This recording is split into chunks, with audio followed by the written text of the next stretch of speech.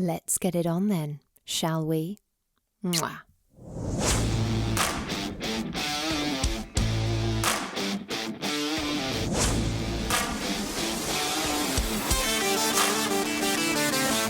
Welcome to Sex on the Peach, your weekly hump day dose of everyone's favourite untalked about topic, sex.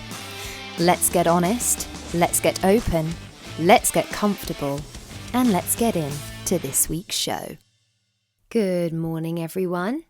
Happy hump day, happy Wednesday, and welcome to another episode of Sex on the Peach. I'm your host, Peach, and today we're going to tap into our very first conversation about kink, fetish, and BDSM. As with everything in the sexual space, these are vast topics, and there's simply no way to cover everything all in one go. Unless you're looking for 12-hour-long podcast episodes, which I highly, highly doubt. So, we can consider this an almost kink for beginners episode. Maybe you're looking to start spicing up the sex in your relationship. Maybe you're trying to find the confidence to be open about a kink or fetish you may have. Maybe you just want to get a bit more of an understanding about what the kink, fetish, or BDSM space even means. Whatever it is, I'm going to try my best to show you the ropes today. I'm happy to be open with my experiences within the space. Hopefully, it might make someone feel more comfortable with the knowledge it's perfectly okay to have kinks and fetishes and fantasies. It's natural. The vast majority of people do have these urges. I've got you. We don't judge here. And you deserve to have the sexual exploration into these things that you desire. As always, I'll be answering some of your questions. So, let's strap in. As for today, Sex on the Peach becomes Sex on the Leash.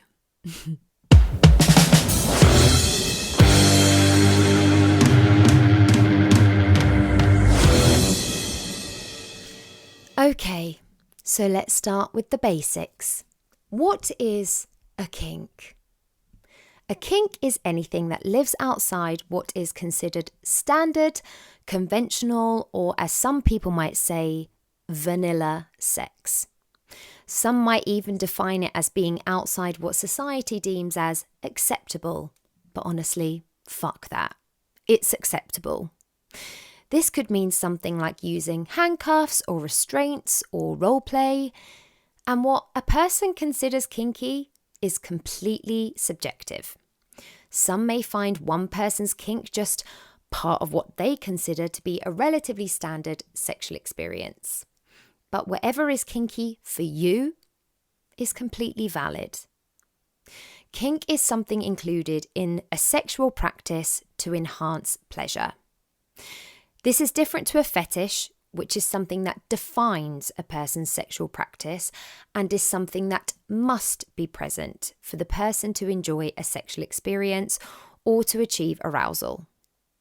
Kink is an umbrella term, and there is often a bit of overlap between the two topics.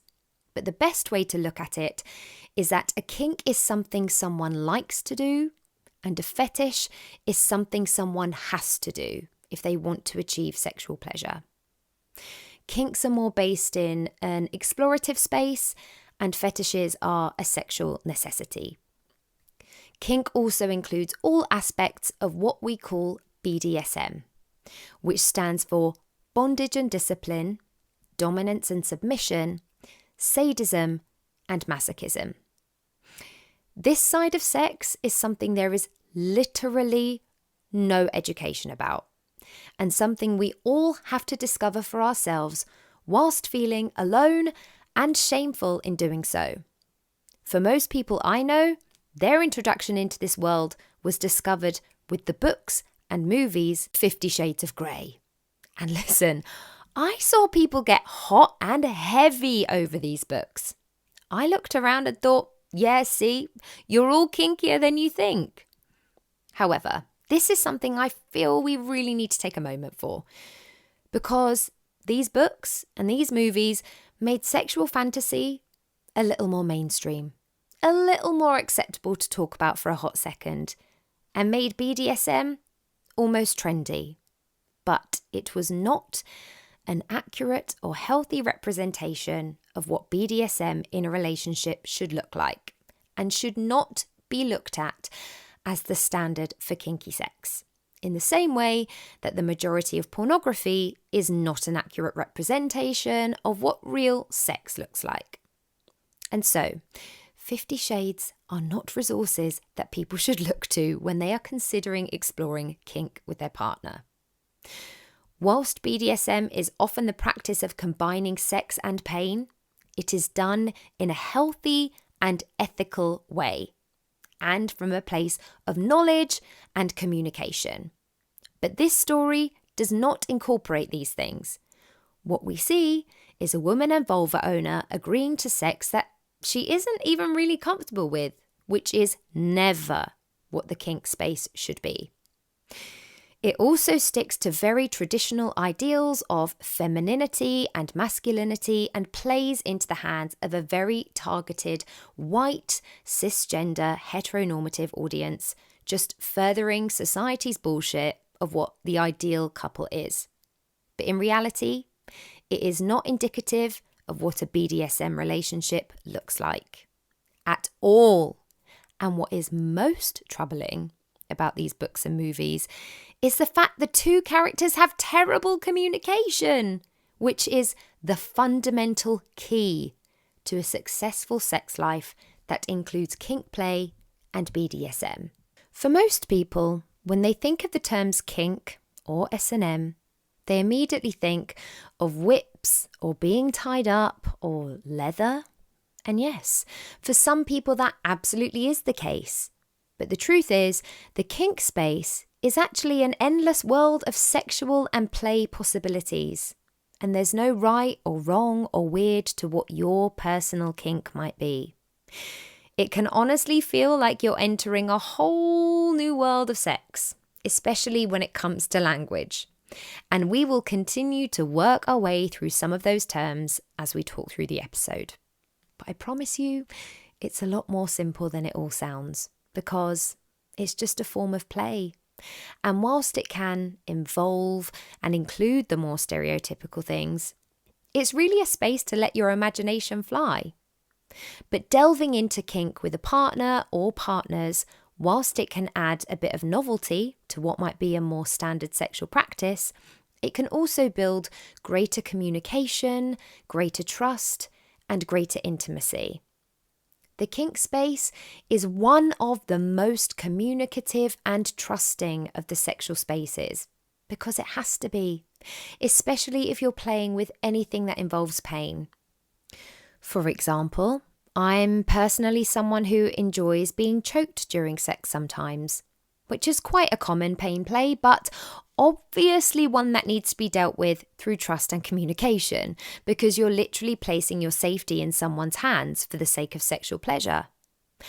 I also enjoy being spanked, which again is fairly common and is of course a little less dangerous, but still requires a level of trust that if something gets too much or is too painful, you're able to say that to your partner and have it be respected. As always, the most important thing when it comes to kink, fetish, BDSM is consent. Everything you enter into together has to be consensual. When you're dealing with pain play, consent is literally the difference between kink and abuse. So I cannot emphasize this enough.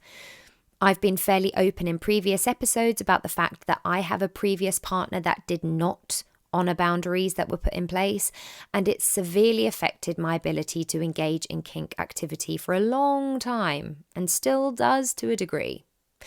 And that goes from something as simple as continuing to squeeze my neck and choke me after I'd signalled I wanted it to stop, which is actually really scary, or hitting me way harder during sex than I would have ever okayed. And the entire point of the pleasure-pain line is the pleasure. So if you're essentially using it as an excuse to just beat your partner up, that's abuse. If you have a partner who is pushing or not listening to your boundaries in this way, it's not okay.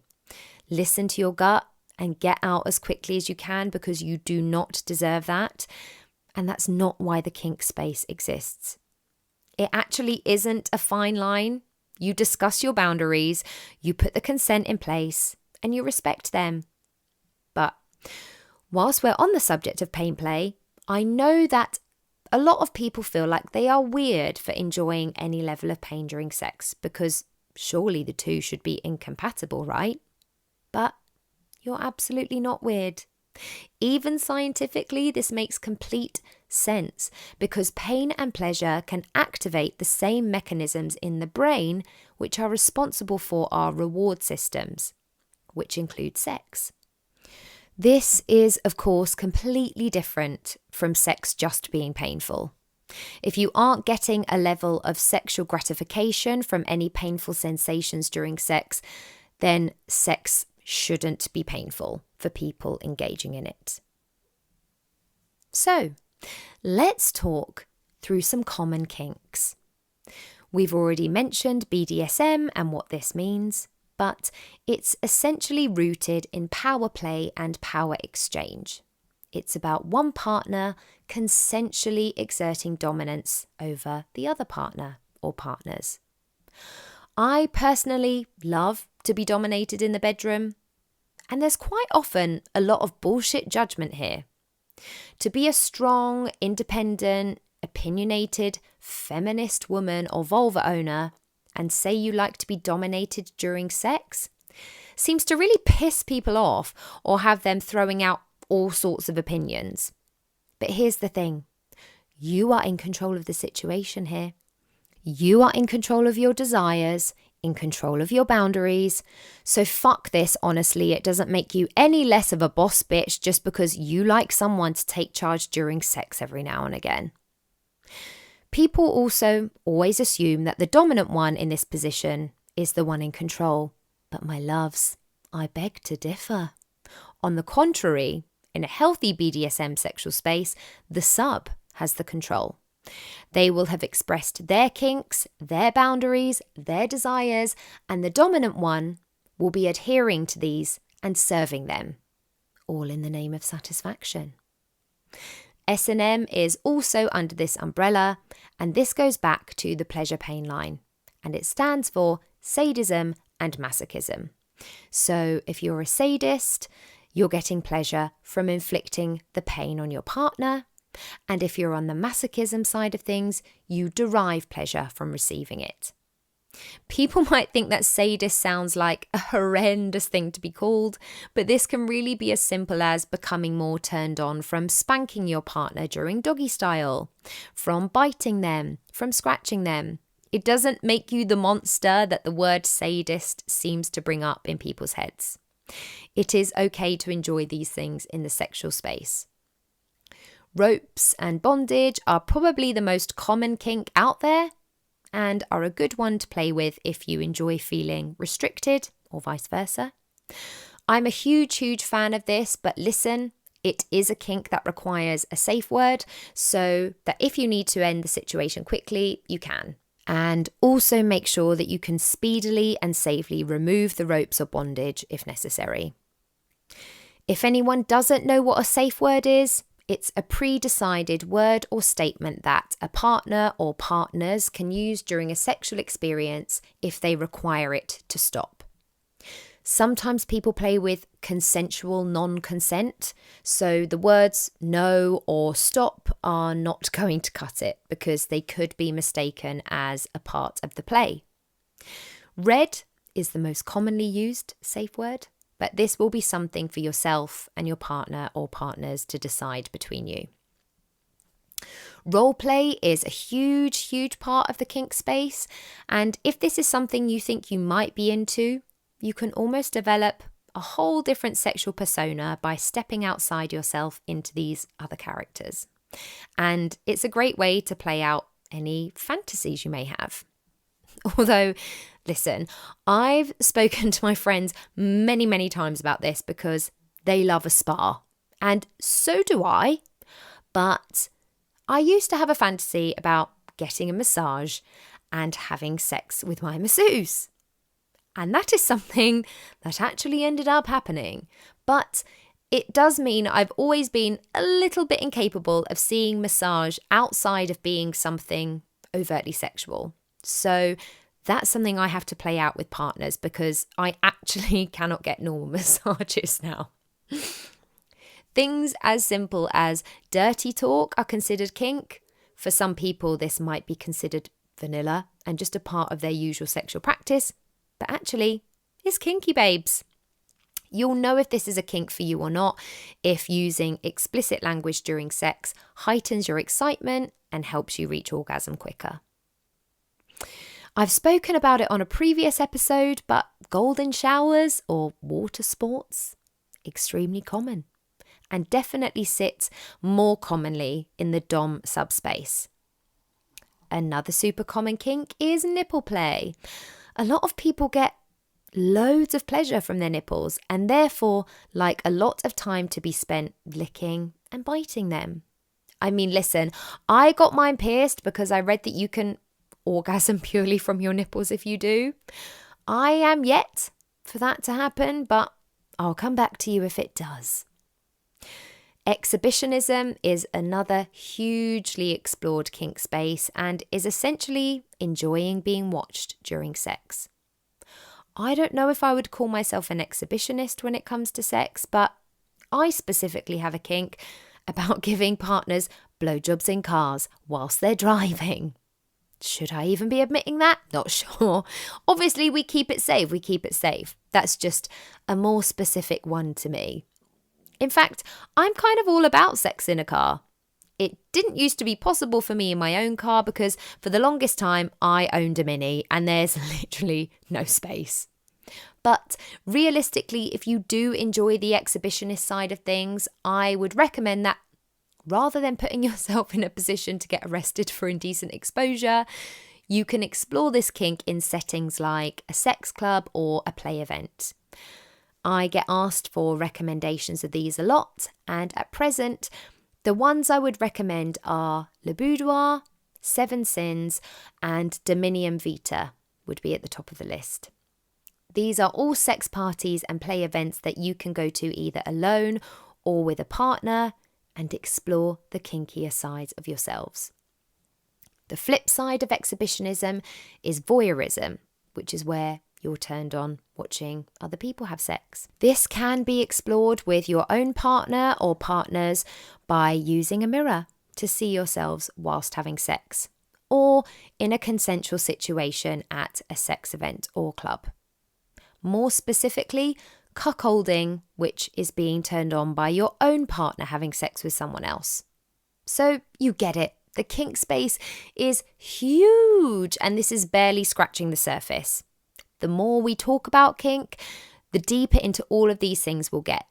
But hopefully, for today, I've given you enough to consider, or at least maybe opened your mind to think if there is something you might like within any of the facets of the space. Now, how to open up these conversations with a partner. For a start, as I mention in every episode, I want people to be having regular sexual check-ins and conversations anyway. And if you are, introducing a conversation about kinks or fantasies is going to feel a hell of a lot easier. As always, plan for a good time to have this conversation and let your partner know you want to talk about something that's important to you. It's never a good idea to broach a conversation like this during an intimate moment because people are vulnerable. So try to have it at a neutral time for everyone involved. Let your partner know if this makes you feel vulnerable and acknowledge that it might feel like a scary thing to approach and talk about. You can also always approach it by asking them if they have any fantasies or anything they've been thinking they might like to try in your sexual relationship. For a start, don't feel ashamed. We all have internalized sex shame because of what we've been taught, but your kink is normal and healthy, as are all consensual sexual practices, I promise. Explain the things that you would like to try, always leaving space for them to also communicate their feelings on it so that the conversation feels collaborative rather than a one-sided situation. If you do feel nervous about how your partner might respond, you could always test the water by saying you've read about this kink or heard about it or have a friend who is into it, and see how they react. And it will give you a sense of how into it or not they might be, and a better idea of how to proceed with the conversation. As always, with sexual discussions, have it from a positive place of wanting to bring even more pleasure to your sexual relationship, as opposed to one that suggests you're unsatisfied with the sex you're currently having. Feel confident in yourself and what you're trying to express, and also have it come with the offer to reciprocate, so that again, it feels like a collaboration for the two of you. It might be something you need to ease into as a couple, and that's okay. Take it slow, work through it together. You may want to watch some ethical porn together that shows the kink you're interested in. There's lots of ways to work into it, and you always have time. There's no rush.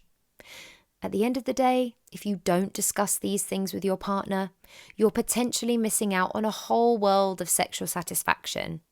And it's okay to prioritize your sexual needs, because no one else is going to do it for you. Okay, I'm going to start moving in to this week's questions. Number 1. How important are kinks to people? Like, if I tell my partner I'm not interested in exploring theirs, will they be subconsciously wanting to find someone who will? Okay, well, how important a kink is to someone will be completely different from person to person.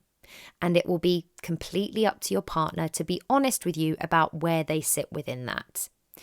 They may purely fantasize about a particular kink, but in reality are happy to go without it if their partner is truly not into it. However, for some people, these specific kinks or fantasies or desires can feel like a huge part of their sexual identity and something they require sexually in order to feel fully satisfied. If this is the case, expecting them to completely ignore that or set it aside is probably unrealistic and could create a feeling of resentment between the two of you. I know it probably isn't what you want to hear, but this is an honest space. It is a possibility that someone may then think about another person fulfilling that for them. Whether that's something they would ever actually act on or not is an entirely different matter. Again, that will depend on the level of importance this carries for them, which you will only find out through honest and potentially uncomfortable conversations with each other. This will require trust and really, really good communication. Sex is a very vulnerable subject, and I don't know how the conversation originally came up or if it even has yet, but to talk about something as personal as kinks and fetishes takes courage. And there will be an element of worry that a partner may reject you or judge you for those thoughts and desires. So even if you don't relate to their kink at all, even if it gives you a little discomfort, it's imperative that the conversation remains respectful, calm, and non-judgmental. Try, at the very least, honour their courage to have brought this up with you. There's a huge difference between telling someone you respect their desires but aren't really into it, and making them feel embarrassed or dismissed. It may be something you feel like you don't have an answer to in that exact moment, and it's perfectly okay to respectfully ask for a little time to think about it and maybe process how it's made you feel. Sometimes a partner may have a kink that involves a role play that may be triggering to another partner, and that can be a really difficult thing to navigate. So taking time and having kind and sensitive discussion is really important. Sometimes it can be a fantasy that involves light bondage or a specific type of material like silk or latex. And even though that might not be your thing, it might be something you are able to find a way to engage in. But if you really feel it's something that you absolutely cannot be a part of, it's important that you do not shame your partner or use negative language towards their kink or fantasy, and instead keep the focus on yourself in the conversation rather than point any fingers or place blame. Think about whether there are ways you can explore it through compromise. Sometimes people may fantasize about having a threesome, and you may be able to work through something like this by watching some ethical porn together that involves these scenarios, or even just engaging in some dirty talk about them. I know it's also still a very radical thought for a lot of people, given the societal ideals we all grew up in, but more and more people these days are considering opening their relationships for reasons like this, so that people are able to get specific needs met or fulfilled, which is obviously something that comes with a lot of trust, communication, and boundaries in place. But again, this will depend on the level of gravitas this all holds for your partner. I've been fairly open about the fact anal sex isn't for me, and if that's something a partner of mine is into, I'm more than happy for them to explore that elsewhere, as long as it's practiced safely. What I would say, for any relationship where two people care about each other and care about each other's sexual pleasure, which you should because it's an important and integral part of a relationship, try your best not to give a point-blank no and show that you have absolutely no intention of even considering something that may be enjoyable to them, because that simply isn't particularly supportive behaviour as a partner. These conversations need and deserve to be treated with love and respect. Relationships are based on compatibility, and sexual compatibility is a part of that. And you both also have to take responsibility for your own sexual needs and desires. So if these kinks are central to your partner's sexual identity and they feel like a necessity for pleasure for them, and there is no compromise to be had, it may be that eventually the relationship won't be sustainable in the long term. No matter how much two people care about one another, a relationship where both people aren't able to get their needs met may have to be let go of. And you may be better suited to people with more similar sexual interests. However, I am really hoping that through honest discussion, you're able to find a way through this that works best for the both of you. Less of a question, but an FYI. You can't just use any candle for wax games. Some waxes will burn you, and not in a fun way. Hashtag blistered tits. Yes to this. Absolutely yes to this. Wax play is very common in the kink space, but as with most kink activities, it's not something you should just go ploughing into without some research and preparation. Wax play is exactly what it sounds like. It's the act of pouring hot wax on a partner or partners. Obviously, if you like to play with the pleasure-pain line in this way, it can feel amazing. But this is hugely dependent on the type of candle you use as to determine that level of pain. If you are a beginner, you can look into massage candles that burn at a very, very low temperature, and therefore their pain level is extremely minimal, if at all. But it's a good way to introduce the practice into your sexual experience. You can buy specific wax play candles that will burn a little hotter than this, as they are specifically designed for this level of wax play, and therefore the heat is part of it.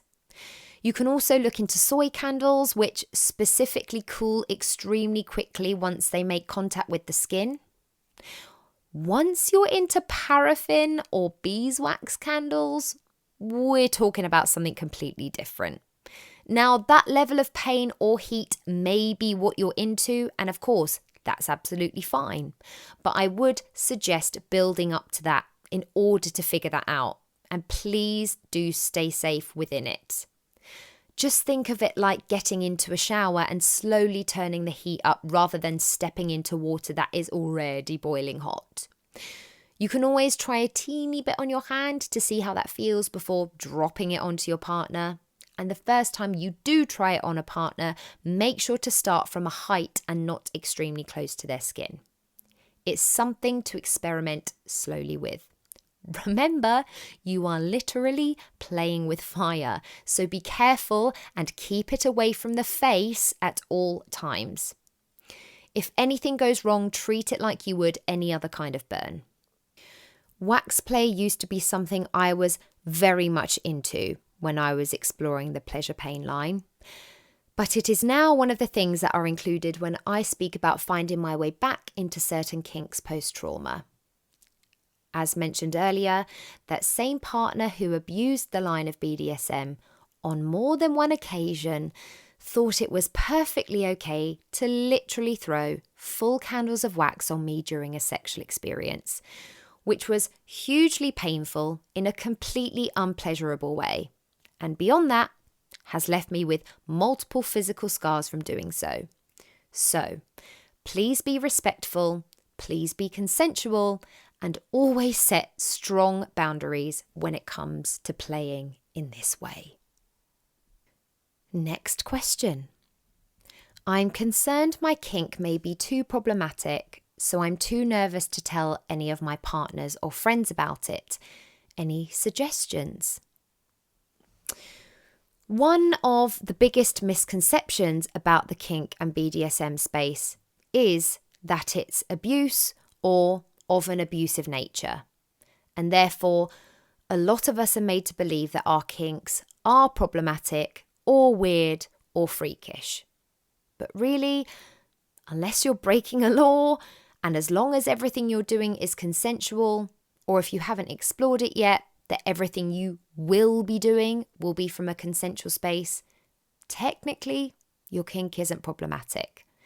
More often than not, the reason kink is viewed so negatively is because there's a complete lack of understanding about it. We're taught that it's something to be ashamed of because it doesn't meet society's standards of what is considered right or okay, which is reinforced to us constantly in the media. People who healthily and consensually like to indulge in dominant sexual behaviour are not dangerous or abusive, and submissives are not lifeless doormats. So we can't really learn about or feel safe about the kink space when we're surrounded by inaccurate portrayals of it in the media through, again, movies like 50 Shades or Secretary. The difference between a kink being problematic or not is intent. And if the intent is to explore that kink consensually and communicatively with a partner, then it's not problematic, whether society has made you believe that or not. And any act between two or more consenting adults where sexual gratification is derived shouldn't be looked down on. People's past traumas may make certain kinks off limits, but that's something you can only find out through open and honest discussion with your partner or partners. So honestly, my only suggestion is that you find the time to have this conversation with your partner. I know that can feel daunting or nerve-wracking, but hopefully the tips from earlier in the episode about opening these conversations with a partner will help. This is a space that requires an open mind because we're so ingrained to believe otherwise. So approach it with care, but I really hope this is something you're able to work through together as a team with a lot of trust and understanding in place. Next up, worried that doing even slightly kinky things with my girlfriend, choking, spanking, dominating her, will mean that I won't be able to come from or enjoy more vanilla, loving sex. Okay, so I guess the first question you want to ask yourself is, do you enjoy vanilla sex now? If so, there's little reason you can't enjoy it after having more kinky sex. If you aren't really enjoying the more conventional sex in the first place, then it's possible that you will enjoy it even less so once you've explored some kinkier sex. In which case, I would recommend some communication with your partner and some work on your sex life from those more basic standpoints and making that sexual connection really strong, so that the kink exploration doesn't take over and become the sole reason you derive pleasure through sex. But if you are beginning to explore more from the place that you already love the more conventional sex that you're already having, you can look at it as being able to enjoy the best of both worlds. You can enjoy vanilla sex and BDSM sex without creating a competition or conflict out of it. In the same way that some days you want sushi and some days you want pasta. Some days you might want upbeat pop music, some days you might want slow jams. You don't stop enjoying pasta or slow jams just because sometimes you have sushi or upbeat pop. I know, it's a little bit more complicated than that, but you get my drift. You can look at it more as having it all rather than having one or the other. And also, if you and your partner are in a place where you're ready to start exploring the things you've mentioned in your question, that's only a good thing, that you're actively looking to expand your sex life and potentially unlock more pleasure for the both of you. Also, all you can do as a partnership is try. So if you are worried, just take it slow. Try one thing at a time, and if you do feel it's affecting you in the way you're worried about, then be honest with your partner and see how you can find a way through that. I think there's a place for a Friday night kink fest and a Sunday morning romantic spoon. And you might find that you get more out of both for different reasons once you've got more to play with in your sexual world as a partnership. What you don't want to do is hold yourself back from trying things together out of a fear that might not even come to pass, because you may only be denying yourselves a whole world of pleasure as a couple. Who knows? You may both enjoy the journey into kink or BDSM so much that she doesn't feel the urge for the more vanilla sex side of things. Honestly, all you can both do is communicate all of these things with each other. Let her know that this is a concern in a kind and respectful way. Explore together, continue to communicate. Explore some more, communicate some more. This is honestly the way you carve out a healthy sexual relationship, by exploring and communicating. And if you do find that it changes things, if you're in a place where you're already open with each other in your channels of communication, then it will be highly likely something you're able to work through with, you guessed it, more exploration and more communication. I hope that it works out for both of you and just creates a space for more pleasure and more sexual connection. Next up, is it problematic to want to explore roleplay that involves non-consensual situations, like a stranger in the night or simulating being tied up and forced to come? I just don't know if that's okay or if it's something I should explore. Okay, so listen. Yes, this is an uncomfortable conversation for a lot of people, and it's easy to understand why. We're talking about consensual non-consent, but this is often referred to as a rape fantasy, and people then equate a rape fantasy with actual rape. But here we go. Rape fantasies are actually one of the most common fantasies. And I know people aren't going to like hearing this, and I get why. They are one of the most common fantasies for women and vulva owners. Up to 62% of women and vulva owners will have a fantasy about something like this at least once throughout their lives. These are the uncomfortable corners of the sexual space that people are not speaking about. And this is why people feel completely alone and wrong and weird within themselves, and surely no one else is having these thoughts, and surely I must be a huge problem. But these are the facts. However, there are clear lines between a rape fantasy and actual rape. Part of the issue lies heavily within the title itself. Within the kink space or world, this is becoming more known as a forceful submission fantasy, or, as mentioned, consensual non-consent. There isn't an open space for people to discuss these fantasies in particular and in a healthy way, without immediate backlash that because someone has thoughts like this, they clearly don't support the Me Too movement, even though the two things are completely different. Talking openly about our fantasies is really the key to helping people explore any thoughts constructively and safely. But unfortunately, most people are dealing with them in a state of isolation and have no idea that their sexual thoughts and desires are both common and valid. People get turned on by being totally in charge. And this is really just a sexual role-playing space within the dom-sub dynamic. There is no such thing as consensual rape. Any behaviour or exploration into the forced submission fantasy is fully consensual. The turn-on is the idea of it. And even when two people consent to a fantasy like this, it can still be a complicated state of play, and things will need to be discussed and addressed. They may range from mild to more extreme.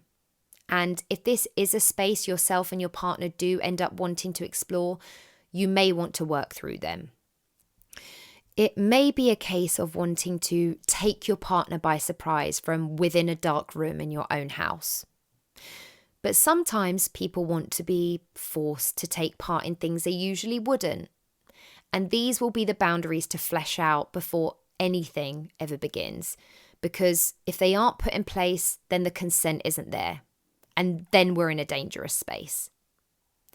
There is and probably always will be a huge amount of stigma around these kinds of fantasies and sexual desires, mostly because those who would not enjoy it or be aroused by it cannot find any level of understanding why someone would. And it is a sexual desire that people will commonly shame others for having. But all that really matters is how you and your partner or partners feel about it. It's not anyone else's business as much as people will give you their opinion. Everything will come down to consent and communication between you and your partner or partners. That's it. It is a complex fantasy, but the misconceptions about it need to leave. And people need to understand it involves consent and no one is actually taking part in any kind of rape. You will know your partner's sexual history and potentially your friends if you're looking to discuss this with them. So if anyone you're speaking with has experienced any non-consensual sex, you should probably expect some pushback from them because their own trauma will reflect not being able to understand why anyone would want to take part in an activity like this. I've experienced sexual assault in the past and would want a partner to be incredibly sensitive in approaching a fantasy like that, even though I would always be willing to communicate about it with them, and I wouldn't want them to hide it for the sake of my past. If you are deeply worried by these thoughts and really don't know how to communicate them, I would also always recommend speaking with a sex therapist, as they will be able to work through this with you. But you're not alone. It's just a fantasy that has to be handled with a certain level of sensitivity and care. How do I discover if I have a fetish or not? As discussed at the beginning of the episode, there is a difference between a kink and a fetish. And as a fetish is something that you absolutely require in order to get sexual pleasure, the likelihood, if you're already sexually active, will be that you're already aware of it. However, it can also happen that you not know something is your fetish until you try it, which is why it's always important to stay curious and try new things. Fetishes are generally sexual associations with something that isn't primarily associated with sex. Say, a foot fetish, for example. Although identifying some body parts as sexual and others as not is something we've been taught. So feel free to ignore those enforced sexual norms and pursue what feels good for you. Take some time to think about your senses and what feels good or enticing for you. For some people, that might be as simple as their partner wearing stiletto heels, or maybe wearing something like latex or rubber, which is actually one of the most common fetishes going. Fetishes are typically more common in men and penis owners, although in my opinion there has not been enough research into why that might be, so I'm choosing to take that with a pinch of salt, to be completely honest. We've lived in a world where women and vulva owners have felt sexually stifled since the beginning of time. So it may well be that less women and vulva owners have been open about their fetishes. You may well have some undiscovered kinks, but it's less likely that you have a full active fetish because it would be practically essential for it to be involved during arousal, sex, and orgasm. If you feel like you do have a fetish and you just aren't speaking about it yet, this is just me confirming that having a fetish is not weird, it's not wrong. As long as everyone is consenting, whatever you choose to indulge in, it's fine. Most people with fetishes feel like they are completely alone because people don't talk openly about it. But you are not on your own. And having a fetish is so much more common than people think. I get a lot of people writing to me who have foot fetishes and asking me for photos. And that isn't what I'm here to do. And I would actively advise those people to contact people who do provide that as a service. And more power to you for owning your fetish and being okay with it. And I want and hope you do find people who can provide that fulfillment for you. Some people try to then ignore their fetish or fetishes, almost like a way to kick the habit and hope that it will eventually go away. But that's unlikely. It will just linger and stay unresolved. Also, most people have no idea what they like sexually. So it's totally okay to know you have something you like a lot. Just remember that whilst all desires are different, they are all valid and don't feel ashamed of them. Just make sure you can have open and honest conversations with your partner or partners so that you can work through them with consent and healthy boundaries. If you are unsure if you have undiscovered kinks, then just continue exploring every feasible area of the sexual space. Try new things, new sensations, and see what feels good and works for you. Okay, last question of today. My boyfriend recently used restraints and a blindfold on me, and I basically had the best extended foreplay and sexual session of my life. It was amazing and I absolutely loved it. He now wants me to do that back to him, and I really want to, but I feel nervous because I feel like I'm not sure what to do to keep the foreplay going in the same way he was able to for me, other than giving him oral sex. Do you think it's best to use the blindfold on him, as men are so visual and I don't want that to affect his experience? Any tips you have would be amazing. For a start, I love that you and your partner are exploring and that you had an incredible sexual experience together. That's amazing and I'm honestly thrilled for you. And yes, to the blindfold. Whilst men and penis owners are visual creatures, not knowing what's coming next is incredibly sexy and exciting. I know we always think that women and vulva owners are all about the foreplay and men and penis owners just want to get it out of the way as quickly as possible and get to the penetrative side of things. But the truth is, extending the foreplay for your male penis owner partner can be extremely pleasurable for them and can only enhance your ongoing sexual time together, as it just gives you more to play with in general. I also know that the first time you essentially take charge can feel a little daunting, but you can absolutely own this and embrace your inner dominatrix. As previously mentioned, I can definitely lean into the more submissive side of things in bed.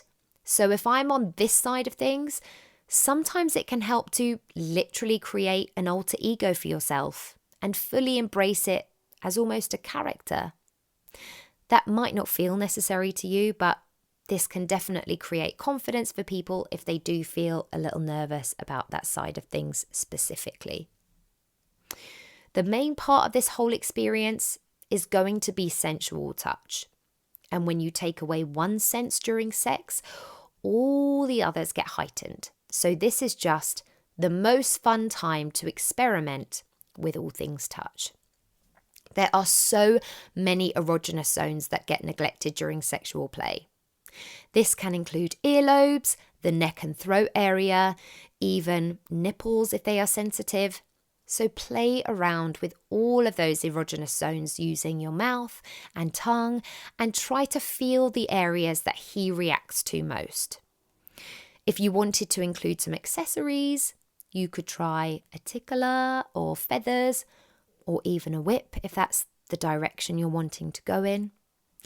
You can experiment with all of those different sensations.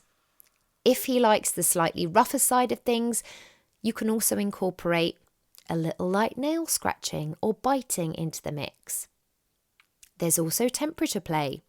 You can experiment with both hot and cold. The most common uses are ice and wax from a body-safe candle, as previously mentioned. Obviously, these can be quite intense and specific sensations, so make sure to discuss whether he's okay with temperature play before you start, as he will be blindfolded and unaware of what's coming. Or you can do a little consent check-in in the moment. You can also try some sensual massage. I know that our go-to is always oral sex, but do not neglect your hands. Grab some lube and take some time for a slow and sensual hand job and incorporate that into the sensual massage. You may find that he might need to take breaks, and that's okay. Sometimes when we're enjoying these sensations, we want them to last as long as possible. So it's essentially adding a little edging into the mix. And also, if you wanted to spice up the oral a little bit once you do get to that place, you could start by going down on him. But there's nothing to say you can't incorporate yourself into the mix. So you could always turn it into a 69 situation. People get super turned on by having their partner sit on their face whilst they're restrained. Even once you get to the point where you're ready for penetration, keep it slow, keep the tease going for as long as possible. You're both going to be super frustrated by now, but you can continue to ramp this up right until the very last second. Take some time to ease yourself onto him. Let him beg for it. Honestly, it's going to be amazing for both of you. When I've had sexual experiences like this with partners in the past, sometimes they've wanted to remove the blindfold at the very end or as they finish. And whether or not you want to comply with that is, of course, completely up to you. I personally think you're going to have a great time. And to anyone else who might be considering a night like this with their partner, sending you luck and all the sexy vibes.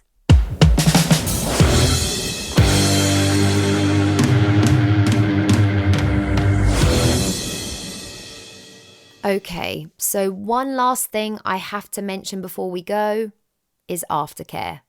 It is extremely important. It's an extremely important part of any sexual practice, but no one seems to care about the aftermath. However, in BDSM practice, you should be looking to have a period of nurturing your partner after a sexual session, and that should be tailored to whatever that individual may need in the moment. Talking about the encounter you've just had can even increase your oxytocin levels, which is the love and bonding hormone. So try to take some time to debrief. In fact, I'd really like everyone listening to begin to make aftercare more of a priority. So maybe make that a point of discussion with your partner or partners this week. We will obviously continue to talk about kink, fetish and BDSM and all of these wonderful things in further episodes. But for now, you might need some aftercare from this podcast episode. So I'm sending you love, gin, tea, oxytocin, or whatever it is you might need. I look forward to seeing you back here next week. Thanks for coming. Thank you for tuning in to Sex on the Peach today, and I hope that you enjoyed this week's episode. You can find and follow me on Instagram, YouTube and TikTok at Sex on the Peach Cast, and you can also get in touch with me at sexonthepeachcast@gmail.com. Please do continue to like, share, subscribe, rate and review wherever you listen to your podcasts.